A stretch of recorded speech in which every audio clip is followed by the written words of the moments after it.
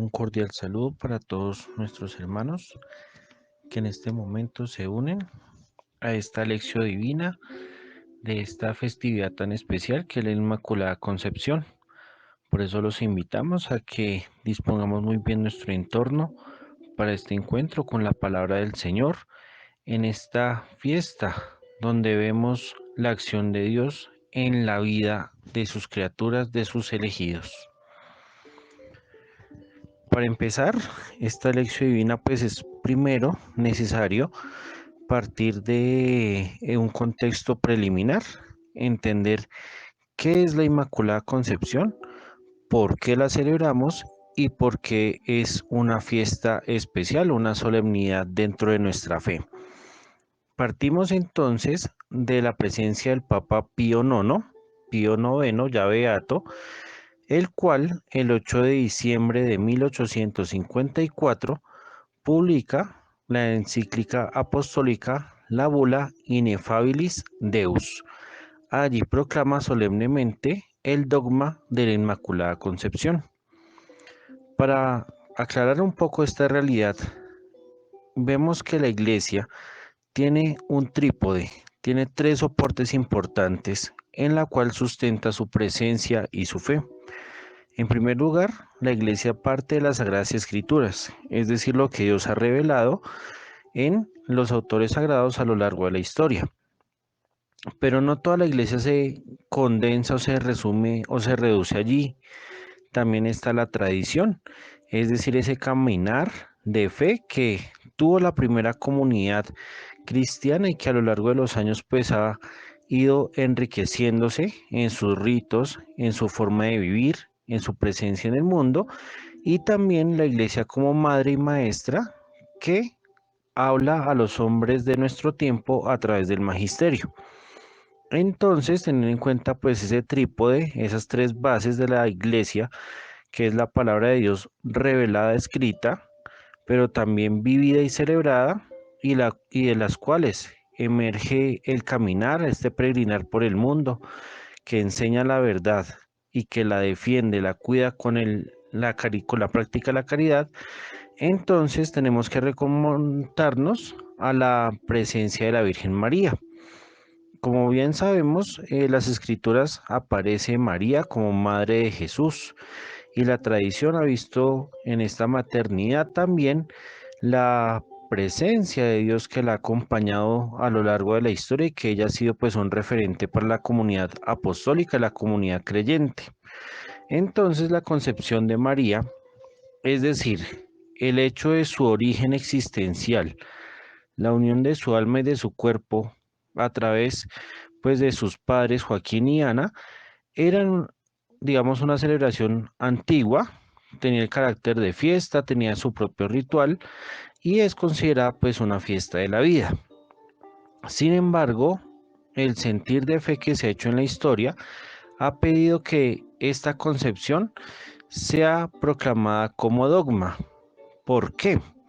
Porque María, muchas personas a lo largo de la historia, desde los apóstoles hasta pues 1854, manifestaban que María, pues como Madre de Dios, era la única criatura libre de pecado original. Es decir, que toda la humanidad, pues todos tenemos esta mancha, todos tenemos este origen del pecado, pues que viene de Adán y Eva, pero María por su condición particular no debía tener esta mancha por ser la madre de Dios. Entonces, ¿qué pasaba? Que esto históricamente pues era una cuestión de luchas, de disputas, de debates, porque pues como se sabe el centro de nuestra fe es Cristo Jesús, no la Virgen María.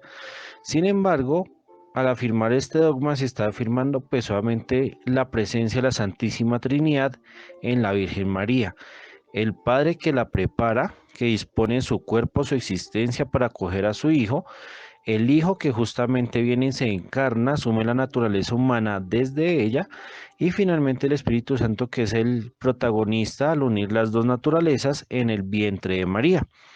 Por eso, en esta encíclica Ineffabilis Deus se hace toda una explicación bíblica, teológica, histórica, para afirmar como dogma y verdad de fe que María ha sido concebida, es decir, desde su vientre, desde el vientre de su madre, que es Santa Ana, que ella desde allí fue preparada por Dios para no tener el pecado original. Y por eso María está exenta del pecado, lo cual no implica que ella no esté eximida de la salvación. Ella como criatura también necesitaba de la salvación, de la redención de su hijo, para poder entrar en el paraíso. Por eso, en las primeras vísperas de esta fecha del 8 de diciembre, es decir, el 7 de diciembre en la noche, se encienden las luces. Particularmente en algunos lugares del mundo se conoce como la noche de las velitas, pero no es para pedir deseos, no es para poner música, no es para hacer bailes, no es para hacer pequeños contentillos o simplemente para adornar las calles, no. Se encienden las luces porque esa noche anterior al 8 de diciembre, la comunidad en Roma, en San Pedro, estaba esperando justamente la proclamación del Papa Pío IX. Y por eso toda la comunidad en esa noche encendió las luces como un símbolo para reconocer en María la luz de Jesús que viene a nosotros para darnos la salvación.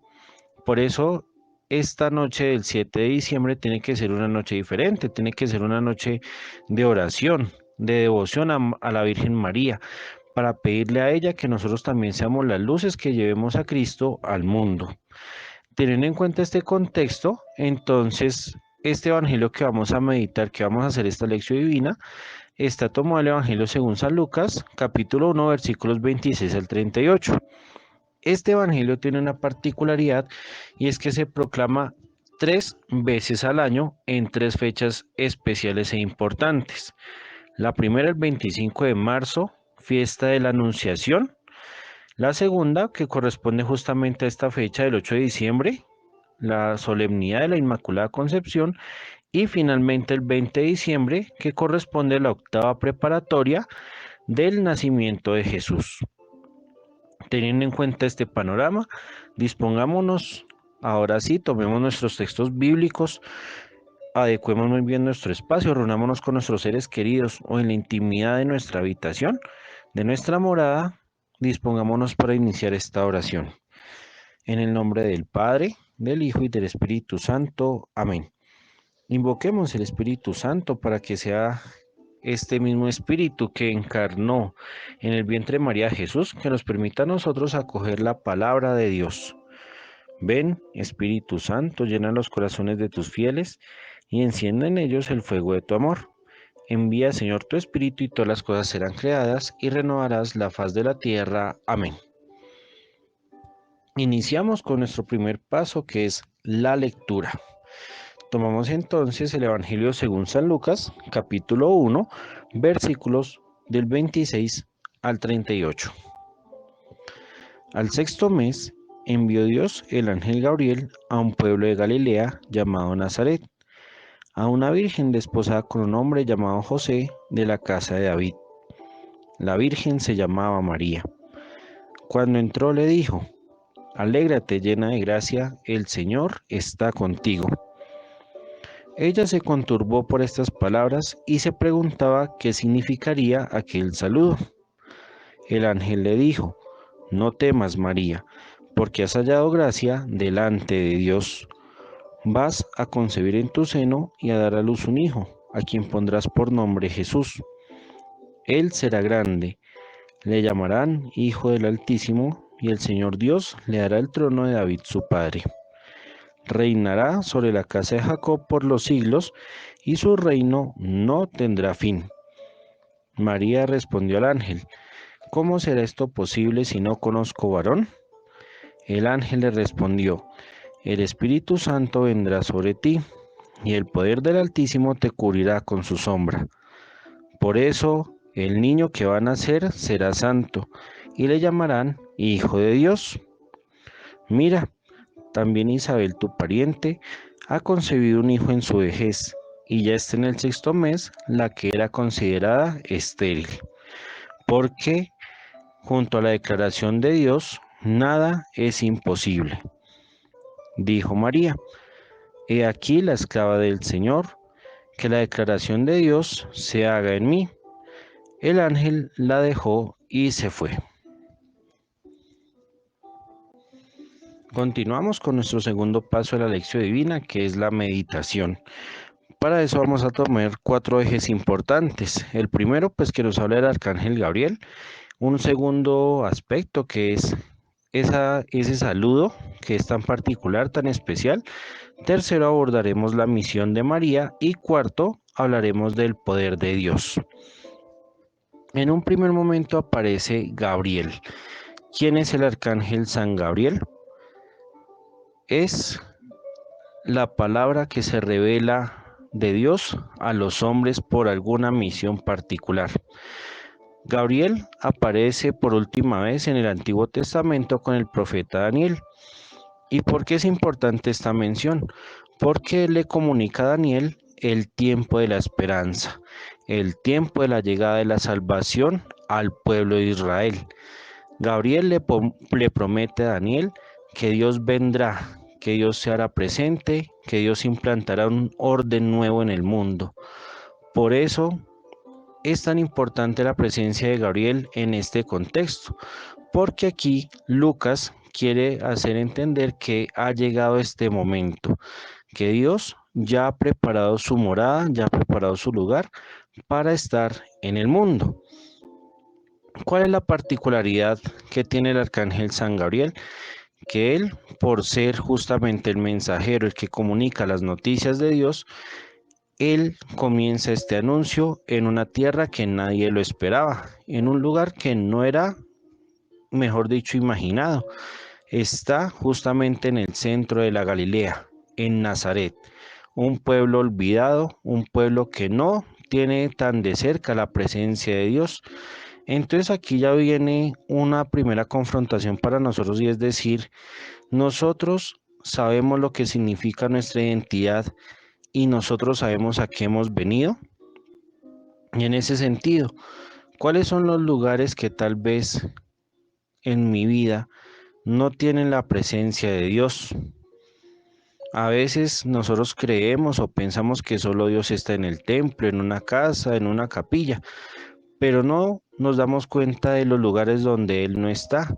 Y por eso qué bueno que este Evangelio, a la luz de esta solemnidad de la Inmaculada Concepción, nos lleve justamente a mirar cómo podemos llevar la presencia de Dios allí donde menos la esperamos. Entonces viene ya un tercer aspecto del ángel Gabriel, es que él es enviado a una persona particular. Él es enviado por Dios, es decir, el ángel tiene esa particularidad que solamente actúa bajo las órdenes de Dios. Es enviado entonces a una doncella, a una virgen que está comprometida con un hombre que se llama José, que es descendiente de la casa de David. Dios escoge a alguien que ya tiene un camino en su vida, a alguien que ya tiene una propuesta, un proyecto de vida. Sin embargo, Dios, sin alterar todos los planes trazados, quiere hacer una nueva propuesta, quiere hacer un nuevo estilo de vida. Pero lo más bonito y lo más interesante es que Dios confía su entrada al mundo en una joven, en una niña. Dios pone en las manos de una niña la salvación del mundo entero. Qué bonito es ver que Dios escoge a alguien humilde, a alguien sencillo, a alguien que justamente que con su presencia silenciosa tiene la oportunidad de decirle a Dios sí o no. Y por eso, qué bueno es que nosotros en María también sintamos que Dios confía en nosotros la salvación del mundo hoy. Que Dios no se deja llevar por apariencias, por títulos, por honores, por prestigios, sino que Dios pone en las manos de una niña, en las manos de un adolescente, su ingreso al mundo, su presencia terrenal. Él, siendo Dios, pudiera escoger otra opción: llegar en una nube, manifestarse con gloria, con poder, con rayos, con trueno, pero Él escoge el camino más sencillo, el más simple, a través de una niña. Qué bueno es que nosotros también podamos tener esa apertura ante Dios, poder decirle al Señor que cuentas con mi pequeñez, que cuentas con lo poco que tengo, con lo poco que soy. Y esto también es un llamado para nuestras comunidades. No dejemos de lado a las personas sencillas y humildes, porque Dios siempre va a escoger ese camino para actuar en nuestra vida. Un segundo elemento es el saludo. Entonces aquí Gabriel ya se aparece y le dice a la Virgen María: alégrate, llena de gracia, el Señor está contigo.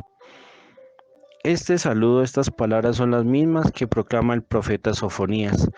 Alégrate, hija de Sión, porque el Señor está a tu lado. Este saludo que emite Gabriel a la Virgen María es todo un honor, es toda una expectación, porque el ángel la felicita, le dice: alégrate, llénate de alegría. ¿Y cuál es la causa de tu alegría? Que el Señor está a tu lado, el Señor está contigo. En ese sentido podríamos preguntarnos: ¿cuál es mi alegría? A mí, ¿qué es lo que me llena de alegría? ¿La música, algunas personas, algunos lugares? ¿O será que mi alegría es que el Señor esté a mi lado? Este es un buen indicador para mirar cómo estamos preparándonos en este contexto del Adviento para la llegada del Señor. Muchas veces nos alegramos por cosas vanas, tal vez por una película, tal vez por un libro, tal vez por una canción o simplemente por momentos efímeros que nos muestra el mundo. Sin embargo, el ángel Gabriel le dice a María: alégrate porque tu dicha, tu gozo es la presencia del Señor. Es el Señor el que quiere estar contigo, el Señor descansa estando contigo, el Señor disfruta también tu presencia. En ese sentido, yo también soy la alegría del Señor. Yo hago que el Señor sonría cada vez que hablo, cada vez que actúo. Viene entonces la reacción de María. María se conturba, es decir, María se cuestiona. Y esto era, pues digamos, una cuestión del contexto cultural, y es que a la mujer nadie la podía saludar. La Mishnah judía afirmaba que los hombres no tenían por qué saludar a una mujer, ni siquiera tenían por qué mirarla. Entonces vemos ahí tristemente una cuestión cultural que exalta, pues por decirlo así, una cuestión machista. Y por eso María como que se pregunta: bueno, ¿y por qué este ser de Dios me saluda a mí, que soy una mujer? De hecho, soy una niña. Entonces miremos que aquí Dios quiere algo más allá. Dios rompe esquemas. Dios rompe limitaciones humanas. Dios quiere ir más allá. A Dios no le importa lo que digan los demás, a Dios le importa lo que Él te puede comunicar a ti, lo que tú puedes hacer por Él. Por eso ella se turba y se pregunta qué significa ese saludo, porque culturalmente no era posible saludar a una mujer. Entonces viene la respuesta de Gabriel: no tengas miedo. Cuando Dios elige a una persona, la persona siente miedo, siente temor porque no sabe qué puede pasar, no sabe la reacción de su contexto, de su familia, no sabe qué va a pasar con su futuro. Por eso Él le dice: no tengas miedo. ¿Cómo saber si yo estoy siendo elegido por Dios, por el Señor? Porque a veces me da miedo, pero el Señor me fortalece. ¿Cómo saber si es Dios el que me puso en el camino correcto? Porque aunque me asalten dudas, en mi oración retomo esa fortaleza para decirle sí al Señor. ¿Y cuál es la causa de este dejar de lado el temor? Has hallado gracia delante de Dios. Es decir, tú has sido favorecida. Tú tienes toda la dicha en ti porque esa dicha es de Dios. ¿Y qué es lo que pasa con María? Porque ella siente ese privilegio, porque el ángel le comunica esta dicha, porque ella va a concebir en su seno y dará a luz un hijo. Ella le pondrá por nombre Jesús. Entonces nos damos cuenta que este evangelio es un evangelio de la vida que se concreta en tres acciones desde el interior de la mujer. La primera, la concepción. Cómo se forma el ser desde el vientre. Segunda, dar a luz, es decir, ese niño sale al mundo. Y la tercera, ese niño tiene un nombre, se va a llamar Jesús. Por eso esto que pasa en María pasa hoy también en nuestra historia. Cada vez que una persona, que una pareja decide decirle sí a la vida, pasa por estas tres acciones que son diferentes, pero en todas ellas está la vida. Por eso este Evangelio de la Inmaculada Concepción es también leído a la luz de esta fiesta de la vida. Qué bonito es ver tantas mujeres, tantas parejas, tantos hombres que apoyan a su pareja para decirle sí a la vida, sí desde la concepción, sí al nacimiento y sí a la identidad. Y este niño, volviendo al Evangelio, volviendo a nuestro centro, que es el anuncio de la buena noticia, es que María va a tener en su vientre, dar a luz y va a llamar a su hijo Jesús. ¿Y Jesús qué significa? Dios salva. Vamos con el tercer elemento, que es la misión. ¿Cuál es la misión que tiene María? Justamente preparar la llegada de Jesús. Este Jesús que tiene tres características. Primero, será grande. La grandeza en la Biblia significa ser reconocido ante Dios por las obras. Por eso Jesús en su vida no pasó desapercibido. Él dio lo mejor de sí, su grandeza justamente está en el sacrificio redentor en la cruz y cómo desde su muerte venció el pecado y la muerte para poder resucitarnos a todos a una vida nueva. Lo segundo que aparece en Jesús es que será llamado el Hijo del Altísimo, es decir, se reconoce la identidad de que Él es como Dios. Él es igual de misericordioso. Y la tercera característica de Jesús, que es un rey unificador.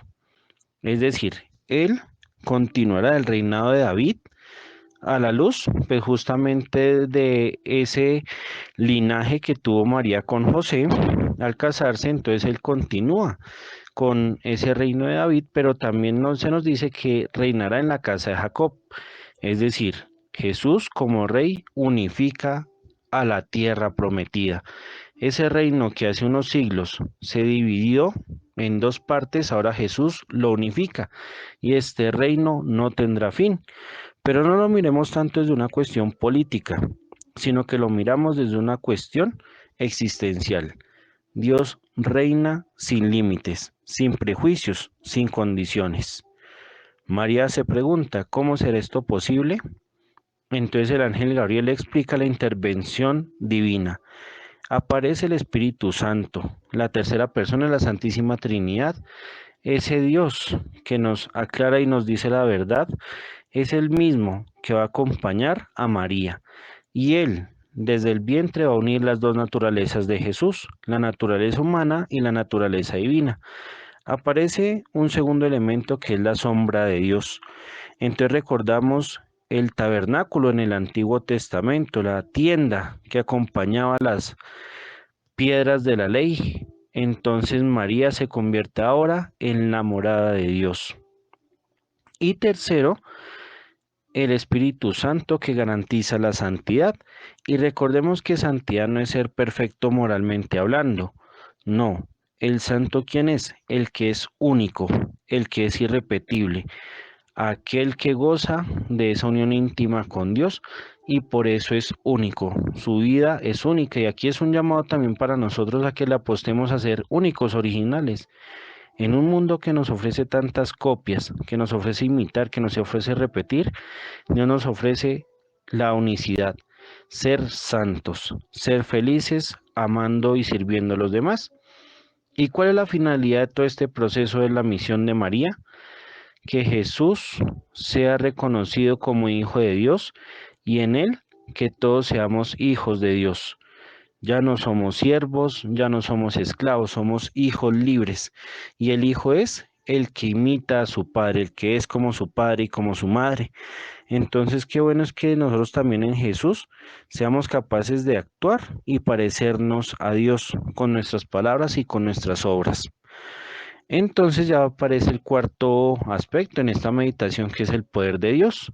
Entonces el ángel, para aclarar todo esto que ya hemos dicho, le presenta un ejemplo de un caso concreto. Mira a tu prima, a tu pariente Isabel.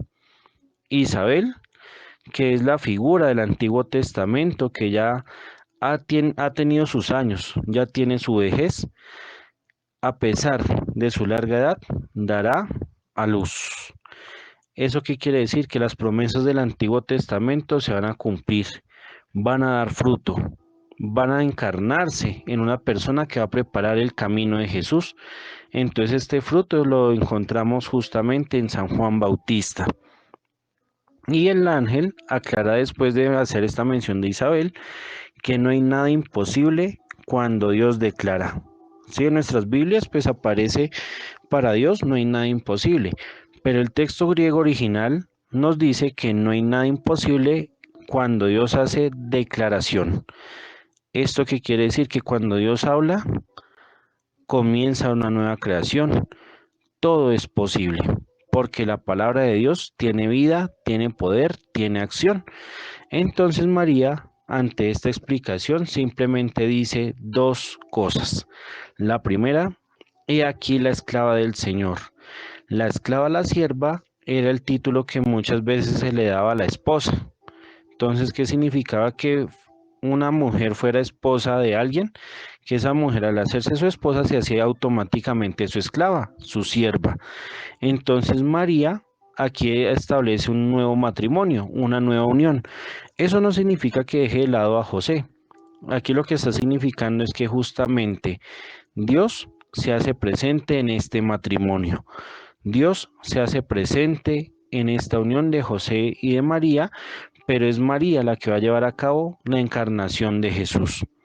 Y en ese segundo aspecto, ella dice, como para Dios no hay nada imposible, cuando Él hace una declaración, ella entonces dice que se haga en mí, no para mí, sino que se haga en mí lo que Dios quiere declarar.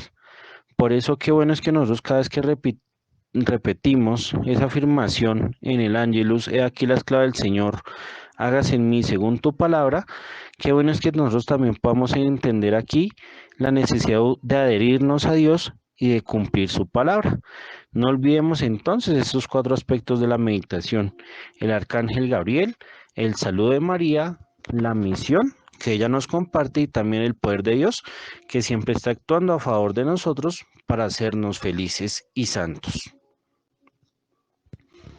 Oremos entonces con la oración que está construida desde el texto bíblico y también desde el magisterio de la iglesia. Esta oración, que es tan bella y tan especial y que la repetimos tanto, no dejemos que la rutina nos haga olvidar su riqueza y su profundidad. Dios te salve María, llena eres de gracia, el Señor es contigo. Bendita tú eres entre todas las mujeres y bendito es el fruto de tu vientre, Jesús.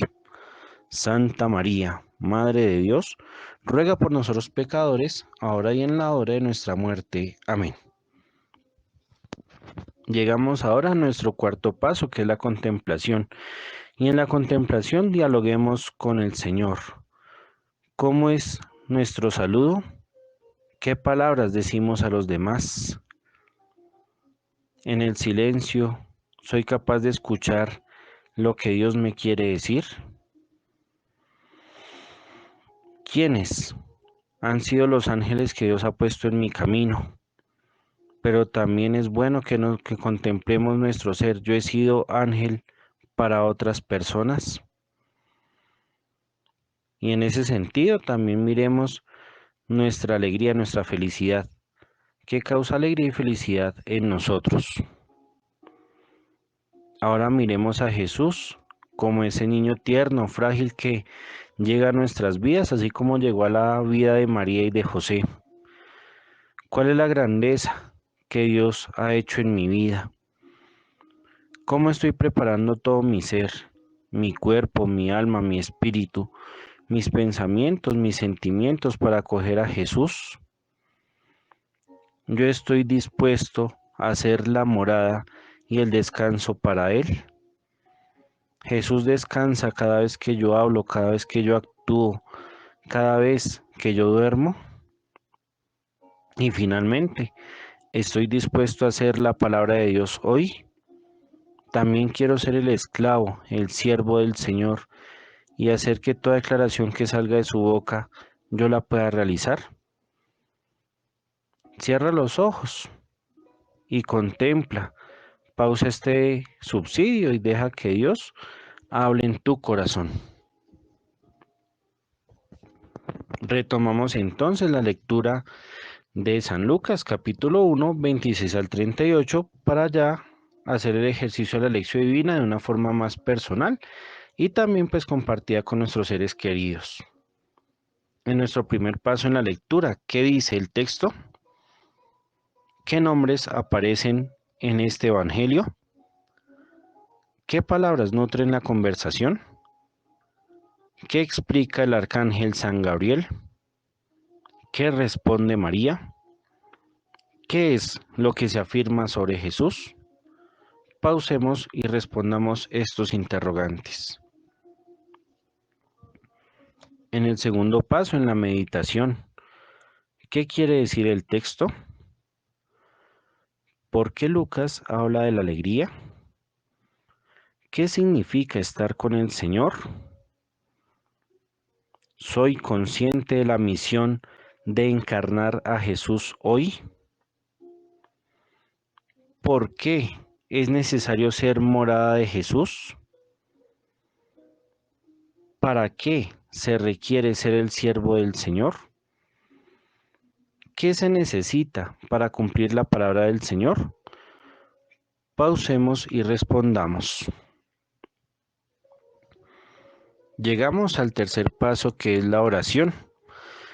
¿Qué le decimos a Dios desde el texto?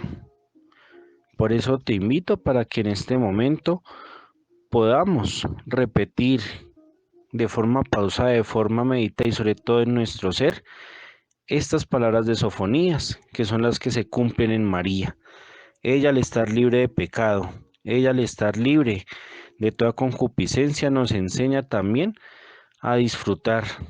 Si tú quieres alejarte del pecado, la respuesta está en tu felicidad. Si tu felicidad es Dios, no dependes de nada ni de nadie. Por eso interioriza este texto de Sofonías, para que tu vida sea alegría y en esa alegría poder llevar a los demás al encuentro con el Dios que es misericordioso. Grita de gozo, oh hija de Sión, y que se oigan tus aclamaciones, oh gente de Israel. Regocíjate y que tu corazón esté de fiesta, hija de Jerusalén, pues Yahvé ha cambiado su suerte, ha alejado de ti a tus enemigos. No tendrás que temer desgracia alguna, pues en medio de ti está Yahvé, Rey de Israel. Ese día le dirán a Jerusalén: no tengas ningún miedo, ni te tiemblen las manos. Yahvé, tu Dios, está en medio de ti, el héroe que te salva. Él saltará de gozo al verte a ti y te renovará su amor. Por ti danzará y lanzará gritos de alegría, como lo haces tú en el día de la fiesta. Hagamos nuestra contemplación. ¿Cómo profundizo el texto? Haz un momento de silencio. Cierra tus ojos, contempla el paisaje, la naturaleza y escucha la palabra nuevamente. Reconozco los ángeles que Dios me envía. Escucho y siento la presencia viva de Dios. ¿Cuál es la fuente de mi alegría y fortaleza? ¿Cómo puedo mejorar mi adhesión a Jesús por medio de la Santísima Virgen María? ¿Cómo puedo ver y gozar la salvación que Dios me regala? Hemos llegado al momento de la acción, contemplando esta bella imagen de María, que brinda su ternura, su descanso a Jesús recién nacido. ¿Cómo tú vas a actuar esta semana para hacer el descanso del Señor?